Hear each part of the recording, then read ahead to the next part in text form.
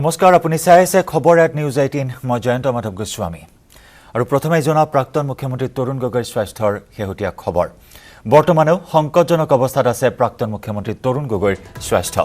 শনিবাৰৰ তুলনাত সামান্য উন্নত হৈছে গগৈৰ স্বাস্থ্য ল্যাবৰেটৰী ফলাফল কিছু উন্নত হৈছে তৰুণ গগৈৰ বৰ্তমান অক্সিজেনৰ মাত্ৰা 95 পৰা 97 দেওবাৰে পুৱা এবাৰ চকু মেলিছিল গগৈয়ে পুৱা এবাৰ লৰচৰ কৰা বুলি মন্তব্য কৰে জিএমচিএইচৰ অধীক্ষক অভিজিত শৰ্মাই শৰীৰৰ বিভিন্ন অংগ বিকল হৈছে গগৈৰ প্ৰস্ৰাৱৰ পৰিমাণ কম হৈছে প্ৰয়োজনত ডায়ালিসিস কৰা হ'ব বুলিও জিএমচিএইচৰ অধীক্ষকে জানিবলৈ দিছে আনহাতে বৰ্তমানে মেকানিক্যাল ভেন্টিলেশনত ৰখা হৈছে তৰুণ গগৈক কৃত্ৰিমভাৱে শ্বাস প্ৰশ্বাস লৈছে তৰুণ গগৈয়ে 48 ঘণ্টা জটিল অৱস্থাত থাকিব গগৈৰ স্বাস্থ্য কালি সন্ধিয়া জিএমচিএইচত উপস্থিত হৈছিল স্বাস্থ্যমন্ত্ৰী ডক্টৰ হিমন্ত বিশ্ব শৰ্মাই প্ৰাক্তন মুখ্যমন্ত্ৰী তৰুণ গগৈৰ স্বাস্থ্যৰ বুজ লৈ তেওঁ সংবাদ মাধ্যমৰ আগত প্ৰকাশ কৰিছিল গগৈৰ শেহতীয়া স্বাস্থ্যৰ তথ্য আৰু সেই অনুসৰি আগন্তুক 48 ঘণ্টাৰ পৰা 72 ঘণ্টালৈ অত্যন্ত জটিল বুলি উল্লেখ কৰা হৈছে গগৈৰ স্বাস্থ্য কিন্তু এই মুহূৰ্তৰ খবৰ আমি জনাইছো সামান্য উন্নত হৈছে গগৈৰ স্বাস্থ্য শেহতীয়া ল্যাবৰেটৰী পৰীক্ষা অনুসৰি অক্সিজেনৰ মাত্ৰা 95 পৰা 97 লৈ বৃদ্ধি পোৱা বুলি জানিব পৰা হৈছে যদিও গগৈৰ বিভিন্ন অংগ কিন্তু এতিয়াও বিকল হৈ আছে বৰ্তমানে মেকানিক্যাল ভেন্টিলেশনতে আছে প্ৰাক্তন মুখ্যমন্ত্ৰীগৰাকী গগৈৰ স্বাস্থ্য সন্দৰ্ভত শেহতীয়া ভাষ্য জিএমচিএইচ কৰ্তৃপক্ষৰ আমি আগবঢ়াই লৈছো আজি ৰাতিপুৱা আমি we have repeated all our parameters lab parameters ABG যোৱাকালি অকমা ABG খন বেয়া আছে এচিডোসিস আছিল এটা there is improvement in acidosis আমাৰ ডক্টৰ টাৰ্মছত যদি কওঁ আৰু he is maintaining pulse BP আৰু oxygen saturation is also around about 95 to 97 খালি এটাই চিন্তা আমাৰ ইউৰিন আউটপুটটো অকমান কম হৈছে that is about 100 ml আমি হেকানে fluid challenge to complete হ'ব তাৰপিছত we will see if doctors আকৌ বহিব they will decide whether what is the next step to be taken for the kidney আৰু otherwise he আজি ৰাতিপুৱা spontaneous eye opening চকুটো খুলি চাইছে আৰু অকমান movements motor movements বুলি কয় এই motor movements অকমান হৈছে so that's also a good sign so technically speaking although he is critical he is stable both hemodynamically and we expect that he should come out of this very soon There's a huge group among medicines, cardiology, pulmonology, nephrology, endocrinology, and Tauport we are having continuously. We are talking with doctors from AIMS, Dr. Mohan ase video conference kotha pati aso. So they all are satisfied with the treatment protocol, and will continue with the same treatment protocol. মানে ভেন্টিলেশনটো আছে যেটো কোনো হেই হয় ইনটিউবেটেড এটো mechanical ventilation বুলি কয় intubation কৰা আছে that is the story না এটা he is not in a condition to be shifted and aims doctor কৈছে জি ট্ৰিটমেন্ট বাহিৰত কৰিব the same treatment we are doing here so there is no point taking that exercise চকু মেলিছে কেন কাৰো কৈছে আজি পুৱা এবাৰ চকু মেলিছে নাই he is on ventilator he is conscious semi conscious hoise etia ukhanikha normal loise ne apnar na hetu to mechanical ventilation mane machine ukhanikha to control kore সংকটজনক অৱস্থাত আছে তেওঁলোকৰ ফালৰ পৰা যিখিনি চিকিৎসা আগবঢ়াব লাগে আগবঢ়াই আছে গতিকে আমি কামনা কৰিছোঁ ওপৰলৈ নেদেখাজনৰ ওচৰত নেদেখাজনে যাতে অতি সোনকালে গগৈচাৰক আৰোগ্য কৰে না তেনেকৈ কোনো উন্নত হোৱা নাই সেম আছে বুলি কৈছে খালি যেনেকৈ সেম আছে বুলি কৈছে গতিকে এতিয়া মানে বাকী আৰু চিকিৎসা কৰি আছে আৰু বিভিন্নজনে গগৈৰ স্বাস্থ্যৰ বুজ ল'বলৈ জিএমচিএইচত উপস্থিত হয় নিখাৰে পৰা সাংসদ পুত্ৰ গৌৰৱ গগৈ বুজ লয় পিতৃৰ জিএমচিএইচত উপস্থিত হয় জনপ্ৰিয় শিল্পী জুবিন গাৰ্গ উপস্থিত হয় ৰিপুন বৰা বদৰুদ্দিন আজমলকে ধৰি বিভিন্ন ৰাজনৈতিক নেতাই গগৈৰ স্বাস্থ্যৰ বুজ লৈছে আৰু কেইবাগৰাকী বিশেষজ্ঞ চিকিৎসকৰ নিৰন্তৰ পৰ্যবেক্ষণত আছে বৰ্তমান প্ৰাক্তন মুখ্যমন্ত্ৰীগৰাকী সমান্তৰালকৈ এইমছৰ বিশেষজ্ঞ চিকিৎসকৰ পৰামৰ্শ অনুসৰি চিকিৎসা বৰ্তমান অব্যাহত আছে প্ৰাক্তন মুখ্যমন্ত্ৰীগৰাকীৰ কোভিড-19ত আক্ৰান্ত হৈছিল প্ৰাক্তন মুখ্যমন্ত্ৰী তৰুণ গগৈ জিএমচিএইচত কেইবাদিন ধৰি চিকিৎসাধীন হৈ আছিল দুৰ্গা পূজাৰ প্ৰায় এসপ্তাহ পূৰ্বে তেওঁক ঘৰলৈ যাবলৈ দিয়া হৈছিল কিন্তু যোৱা 2 নৱেম্বৰত তেওঁৰ স্বাস্থ্যৰ হঠাৎ অৱনতি ঘটে আৰু যাৰ বাবে 2 নৱেম্বৰত নিশা তেওঁক জিএমচিএইচত ভৰ্তি কৰোৱা হয় আইচিইউত ভৰ্তি হৈ আছিল তৰুণ গগৈ কিন্তু হঠাৎ তেওঁৰ স্বাস্থ্যৰ অধিক অৱনতি ঘটে আৰু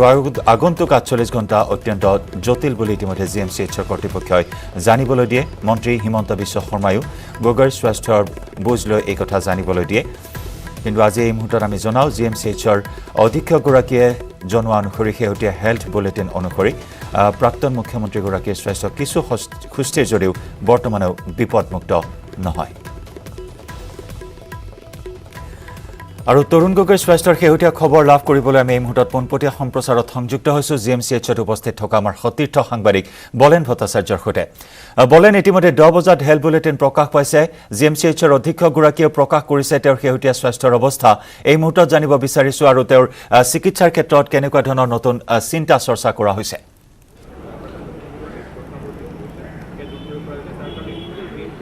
চাওক জয়ন্ত বেয়াৰ মাজত এটা ভাল খবৰ আহিছে কিয়নো প্ৰাক্তন মুখ্যমন্ত্ৰী তৰুণ গগৈ যিহেতুকে শেহতীয়া দীঘলীয়া সময়ছোৱা চিকিৎসালয়ত ভৰ্তি হৈ আছিলে আৰু যোৱাকালি দেখিব পোৱা গৈছিলে যে হঠাৎ অসুস্থ হৈ পৰিছিলে আৰু অসুস্থ হৈ পৰাৰ পিছত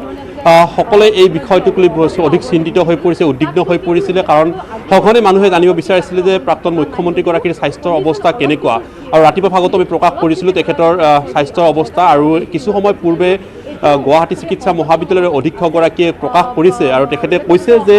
যোৱাকালিৰ তুলনাত যিখিনি আচলতে লেবৰেটৰীৰ পৰীক্ষাৰ ৰিপৰ্ট সেই ৰিপৰ্টত অনুসৰি কোৱা হৈছে যে কিছু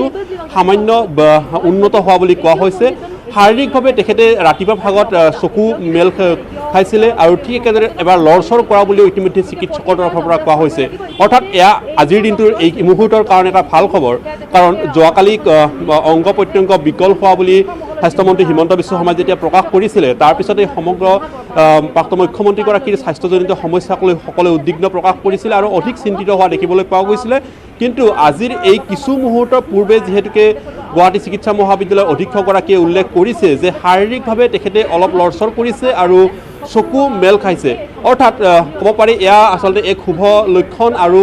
চিকিৎসকৰ পৰামৰ্শ অনুসৰি যোৱাকালি যিহেতুকে কোৱা হৈছিলে যে 48 ঘণ্টা সময়ছোৱা অতি জটিল আৰু সংকটপূৰ্ণ এই সময়ছোৱাত বিশেষকৈ চিকিৎসকৰ অধিক তৎপৰতাত থাকি চিকিৎসা হৈ থাকিব লাগিব আৰু সেই সময়খিনিত বহু কেতবোৰ নীতি নিৰ্দেশ পালন কৰিব লাগিব এনেকুৱা ধৰণৰ কথা কোৱা হৈছিলে তাৰপিছত এই মুহূৰ্তত যিহেতুকে প্ৰায় 18 ঘণ্টা উকলি গৈছে তেনে অৱস্থাত চিকিৎসকৰ তৰফৰ পৰা কোৱা হৈছে যে আৰু 24 ঘণ্টা সময়ছোৱা তেখেতে যি আচলতে যোৱাকালিৰ ভাগৰ পৰা সন্ধিয়াৰ ভাগৰ পৰা যি ধৰণৰ আচলতে তেখেতক সুকীয়া ভেণ্টিলেটৰকৈ ৰখা হৈছিলে এই একেই ব্যৱস্থাৰ এই মুহূৰ্তত মেকানিকেল ভেণ্টিলেটৰত ৰখা হৈছে অৱশ্যে এই মুহূৰ্তত চিকিৎসকৰ ভাষাত যদিও সংকটমুক্ত নহয় প্ৰাক্তন মুখ্যমন্ত্ৰী তৰুণ গগৈৰ স্বাস্থ্য অৱস্থা কিন্তু যোৱাকালিতকৈ সামান্য উন্নত হোৱা বুলি তেখেতসকলে মত প্ৰকাশ কৰিছে আৰু চকু মেল খোৱা আৰু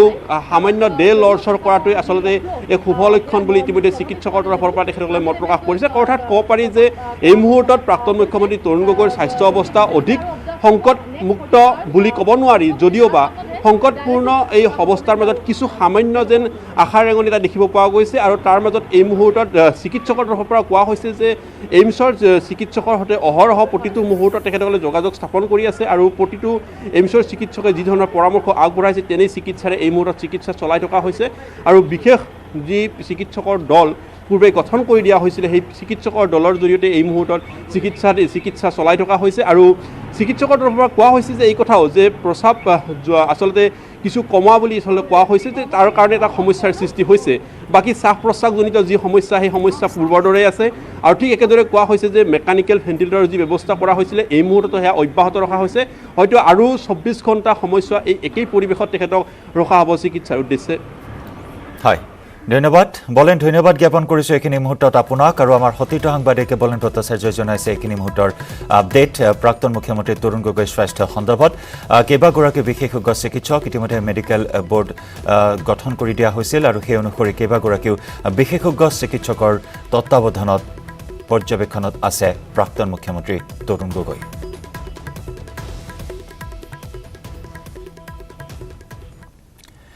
বৰপেটাৰ হাউলিৰ কালঝাৰত ভয়ংকৰ অগ্নিকাণ্ড। ইটাৰ ভিটাৰ মহিতাৰী নামৰ লাইন হোটেলখনত এই অগ্নিকাণ্ডৰ সূত্ৰপাত হয়। হোটেলখনত ৰৈ থকা ট্ৰাকত জুইৰ সূত্ৰপাত হয় আৰু ৰহস্যজনকভাৱে দপদপাই জ্বলি উঠিল ট্ৰাকখন। এই অগ্নিকাণ্ডত ভস্মীভূত হয় লাইন হোটেলখনো। কেইবাখনো অগ্নি নিৰ্বাপকৰ গাড়ীয়ে নিৰ্বাপন কৰে এই বিধ্বংসী জুই। আমি জনাইছো বৰপেটাৰ হাউলিৰ কালঝাৰত এক ভয়ংকৰ অগ্নিকাণ্ডৰ ঘটনা সংঘটিত হয়। ইটাৰ ভিটাৰ মতিহাৰী নামৰ লাইন হোটেলখনত এই অগ্নিকাণ্ডৰ ঘটনা সংঘটিত হয়। হোটেলখনত ৰৈ থকা ট্ৰাকত জুইৰ সূত্ৰপাত হয় আৰু ৰহস্যজনকভাৱে দপদপাই জ্বলি উঠে ট্ৰাকখন। এই অগ্নিকাণ্ডত ভস্মীভূত হয় লাইন হোটেলখনো। কেইবাখনো অগ্নি নিৰ্বাপক বাহিনীৰ গাড়ীয়ে কেইবা ঘণ্টাজোৰা প্ৰচেষ্টাৰ অন্তত জুই নিৰ্বাপন কৰিবলৈ সক্ষম হয় আৰু লাইন হোটেলখনত এই অগ্নিকাণ্ডৰ সূত্ৰপাত হোৱাত তীব্ৰ আতংকময় পৰিৱেশে বিৰাজ কৰে। লগে লগে খবৰ দিয়া হয় অগ্নি নিৰ্বাপক বাহিনীক আৰু কেইবাখনো অগ্নি নিৰ্বাপক বাহিনীৰ গাড়ী ঘটনাস্থলীত উপস্থিত হৈ জুই নিৰ্বাপন কৰিবলৈ সক্ষম হয়। অৱশ্যে এই অগ্নিকাণ্ডত কোনো লোক হতাহত হোৱা নাই। এই অগ্নিকাণ্ডত বিস্তৰ ক্ষতিসাধন হয়। দেখুৱাইছো দৃশ্য। অগ্নিকাণ্ডত এখন লাইন হোটেল সম্পূৰ্ণৰূপে জ্বলি ভস্মীভূত হয়। এখন ট্ৰাকত এই অগ্নিকাণ্ডৰ সূত্ৰপাত হয়, কিন্তু কি কাৰণে ট্ৰাকখনত অগ্নিকাণ্ডৰ সূত্ৰপাত হ'ল সেয়া এতিয়াও জানিব পৰা হোৱা নাই। এই ট্ৰাকখনত অগ্নিকাণ্ডৰ সূত্ৰপাত হোৱাৰ পিছতে লাইন হোটেলখনলৈ সম্প্ৰসাৰিত হয় অগ্নিকাণ্ড। ৰহস্যজনকভাৱে দপদপকৈ জ্বলি উঠিল এই ট্ৰাকখন। এই অগ্নিকাণ্ডত ভস্মীভূত হ'ল মতিহাৰী নামৰ লাইন হোটেলখনো আৰু কেইবাখনো অগ্নি নিৰ্বাপক বাহিনীৰ গাড়ীয়ে জুই নিৰ্বাপন কৰিবলৈ সক্ষম হয়। বহু বিতৰ্কৰ পিছত আজি ৰাজ্যজুৰি আৰম্ভ হৈছে SI পদৰ বাবে লিখিত পৰীক্ষা। ধুবুৰীতো 6টা পৰীক্ষা কেন্দ্ৰত অনুষ্ঠিত হৈছে পৰীক্ষা। 12 বজাৰ পৰা আৰম্ভ হ'বলগীয়া পৰীক্ষাৰ বাবে নিষিদ্ধ নিৰাপত্তা বেষ্টনী গঢ়ি তোলা হৈছে পৰীক্ষা কেন্দ্ৰসমূহত। প্ৰায় 3000 পৰীক্ষাৰ্থী আজি পৰীক্ষা দিব ধুবুৰী জিলাত। বহু বিতৰ্কিত SI নিযুক্তি কেলেংকাৰীৰ সমগ্ৰ ৰাজ্যত তোলপাৰ লাগি থকাৰ সময়তে আজি ৰাজ্যজুৰি আৰম্ভ কৰা হৈছে SI পদৰ বাবে লিখিত পৰীক্ষা। ইয়াৰ পূৰ্বে লিখিত পৰীক্ষাৰ সময়ত প্ৰশ্নকাকত ফাদিল হৈছিল আৰু তাৰ পিছতে পোহৰলৈ আহিছিল SI নিযুক্তি কেলেংকাৰীৰ ভয়ংকৰ তথ্য। আৰু এই বিতৰ্ক অব্যাহত থকাৰ সময়তে আজি ৰাজ্যজুৰি আৰম্ভ হৈছে SI পদৰ বাবে লিখিত পৰীক্ষা। ধুবুৰীতো 6টা পৰীক্ষা কেন্দ্ৰত অনুষ্ঠিত হ'ব পৰীক্ষা। আজি 12 বজাৰ পৰা আৰম্ভ হ'ব পৰীক্ষা আৰু পৰীক্ষাৰ বাবে পৰীক্ষা কেন্দ্ৰসমূহত নিষিদ্ধ নিৰাপত্তা বেষ্টনী গঢ়ি তোলা হৈছে। প্ৰায় 3000 পৰীক্ষাৰ্থী আজি পৰীক্ষা দিব ধুবুৰীত। আগবঢ়াইছো আমাৰ সাংবাদিক গোবিন্দ অধিকাৰীৰ এক ৰিপৰ্ট। 12 বজাৰ পৰা পুনৰ ৰাজ্যত আৰম্ভ হ'ব SI পৰীক্ষা আৰু ইতিমধ্যে ইয়াৰ যি প্ৰস্তুতি সেই প্ৰস্তুতি কিন্তু অসম আৰক্ষীয়ে সম্পন্ন কৰি তুলিছে। যিহেতুকে মই এই মুহূৰ্তত উপস্থিত ধুবুৰীত প্ৰায় 6টা কেন্দ্ৰত প্ৰায় 3000 পৰীক্ষাৰ্থীয়ে পৰীক্ষা দিব। ইতিমধ্যে যি পৰীক্ষা কেন্দ্ৰসমূহ যি ধুবুৰী 4টা আৰু গৌৰীপুৰ 2টা এই 6টা যি পৰীক্ষা কেন্দ্ৰ সেই পৰীক্ষা কেন্দ্ৰৰ যি প্ৰস্তুতি সেই প্ৰস্তুতি সম্পন্ন কৰিছে। কটকটীয়া নিৰাপত্তা ব্যৱস্থাৰ মাজত কোনো ধৰণৰ কেৰণ নৰখাকৈ এই পৰীক্ষাৰ কিন্তু আয়োজন কৰা হৈছে। ইয়াৰ এনেকৈ আচলতে কটকটীয়া নিৰাপত্তা কৰা হৈছে। ৰাস্তা যিসমূহ আছে পুৱাৰ পৰা ৰাস্তাসমূহ বন্ধ কৰি দিয়া হৈছে যাতে পৰীক্ষাৰ্থীৰ বাহিৰে আন কোনো ব্যক্তিয়ে পৰীক্ষা কেন্দ্ৰৰ আশে পাশে ভিৰ কৰিব নোৱাৰে বা পৰীক্ষা কেন্দ্ৰত প্ৰৱেশ কৰিব নোৱাৰে বা কোনো ধৰণৰ বাধা সৃষ্টি কৰিব নোৱাৰে। সকলো ধৰণৰ কেৰণ আচলতে যি কেৰণ সেই কেৰণৰ কিন্তু ভালকৈ নজৰ দিছে ধুবুৰী আৰক্ষীয়ে বা ৰাজ্য চৰকাৰে। যিহেতুকে পুনৰ SI পৰীক্ষা বহু প্ৰতীক্ষা অন্তত যি SI পৰীক্ষা যি কেলেংকাৰী সেই কেলেংকাৰীৰ নায়ক বা ইয়াৰ লগত জড়িত যিসমূহ উচ্চ পদস্থ আৰক্ষী বিষয়া তেওঁলোকক গ্ৰেপ্তাৰ পিছত পুনৰ কিন্তু ৰাজ্য চৰকাৰে যি পৰীক্ষা SI পৰীক্ষা অনুষ্ঠিত কৰিব দিছে। পৰীক্ষা কেন্দ্ৰ ধুবুৰী চৰকাৰী উচ্চতৰ মাধ্যমিক বিদ্যালয়ৰ প্ৰিন্সিপাল আমাৰ লগত আছে। কেনেদৰে আয়োজন কৰা হৈছে? আচলতে আজিৰ পৰীক্ষাটো আমাৰ SI পৰীক্ষাৰ দ্বিতীয় দিন। প্ৰথমতে যি হৈছে আপোনালোকে গমেই পায়। আজি পৰীক্ষা আৰম্ভ হ'ব আমাৰ 12টা বজাত ধুবুৰী চৰকাৰী উচ্চতৰ মাধ্যমিক বিদ্যালয়ত 450 গৰাকী পৰীক্ষাৰ্থী ইয়াত আহিব আৰু সকলোবিলাক বিবেচনা কৰিয়ে জিলা কৰ্তৃপক্ষ আৰু পুলিচ ডিপাৰ্টমেণ্ট এডমিনিষ্ট্ৰেশ্যন যিখিনি আছে গোটেইখিনিয়ে কৰা এটা নিৰাপত্তাৰ ব্যৱস্থা কৰিছে। এইখন এখন দুৰ্গৰ নিচিনা বনাই দিছে। কোনো মানুহ বাহিৰৰ পৰা ইয়ালৈ আহিব দিয়া নাই আৰু ঠিক তেনেকুৱা ভিতৰত আমাৰ স্কুল কৰ্তৃপক্ষ আমাৰ শিক্ষকসকলৰ সহযোগত সম্পূৰ্ণৰূপে প্ৰস্তুত হৈ আছে যাতে আমি খুব ধুনীয়াকৈ নিয়াৰিকৈ কোনো ধৰণৰ এটা বেয়া অপ্ৰীতিকৰ ঘটনা নকৰাই পৰীক্ষাটো আমি সমাধান কৰিব পাৰোঁ আমি সকলো প্ৰকাৰে সাজু হৈ আছোঁ মুঠতে এক প্ৰকাৰ নিষিদ্ধ নিৰাপত্তা বেষ্টনীৰ মাজত এক দুৰ্গ হিচাপে গঢ়ি উঠা হৈছে পৰীক্ষা কেন্দ্ৰসমূহ আৰু এনেদৰে নিকাভাৱে ৰাজ্য চৰকাৰ পুনৰবাৰ কিন্তু যি এছআই পৰীক্ষা সেই এছআই পৰীক্ষা যি আচলতে এছআই পৰীক্ষা আয়োজন কৰিছে আৰু আশা কৰা হৈছে যে ৰাজ্য চৰকাৰে যি ধৰণে আচলতে কোনো ধৰণৰ কেৰণ নৰখে পৰীক্ষা বা ইয়াৰ লগত জড়িত এছআই কেলেংকাৰীৰ লগত যিসমূহ ব্যক্তি জড়িত আছে তেওঁলোকে কৰায়ত্ব কৰি পুনৰবাৰ যি পৰীক্ষা অনুষ্ঠিত কৰিব লৈছে সেয়া কিন্তু স্বাভাৱিকতে ৰাজ্য চৰকাৰখনৰ বাবে এক আচলতে প্ৰশংসনীয় পদক্ষেপ বুলি ইতিমধ্যে বিভিন্ন মহলে আশা প্ৰকাশ কৰিছে খবৰৰ ধাৰা অব্যাহত ৰাখিম লৈছো আন এটি বাণিজ্যিক বিৰতি